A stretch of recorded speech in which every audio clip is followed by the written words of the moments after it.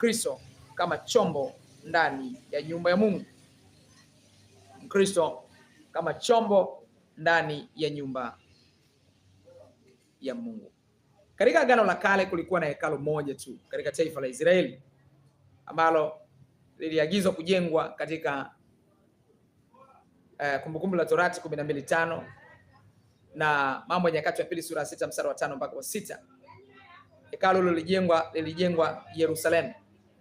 Hekalu hilo lilikuwa na vifaa ndani yake, kulikuwa na vyombo ndani mwake, na vyombo hivyo kilikuwa kama hakijatimia hata kimoja, ibada haiwezi kufanyika, haiwezekani kwa namna yote kufanyika ibada hiyo. Danieli sura ya 1 mstari wa 2.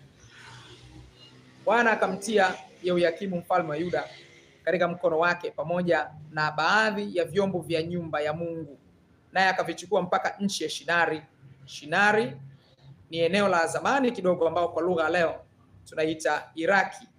Naye akavichukua mpaka nchi ya Shinari, mpaka nyumba ya Mungu wake, akaviingiza vile vyombo katika nyumba ya hazina ya Mungu wake. Hivi vyombo ndivyo vilivyokuwa vinatumika katika hekalu, lakini mfalme Nebukadreza ambaye alimteka mfalme Yehoyakimu wakati huo, akaviteka na vyombo vya nyumba ya Mungu.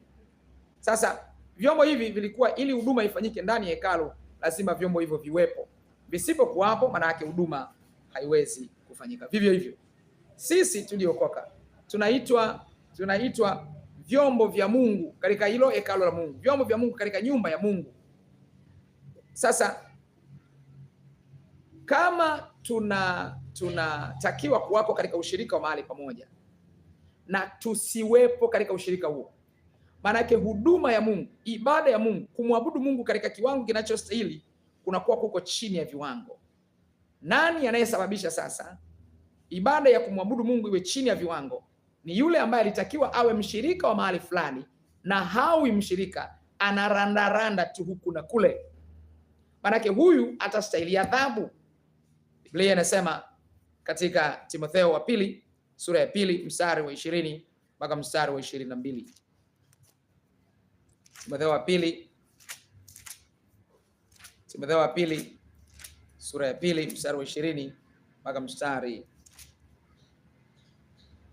wa 22 ninasoma sasa. Basi katika nyumba kubwa havimo vyombo vya dhahabu na fedha tu, bali vya miti na vya udongo, vingine vina heshima, vingine havina. Basi ikiwa mtu amejitakasa kwa kujitenga na hao, atakuwa chombo cha kupata heshima, kilichosafishwa, kimfaacho Bwana, kimetengenezwa kwa kila kazi iliyo njema. Lakini kimsingi inatakiwa ishie mstari wa 21. Unaona, lakini hapa anasema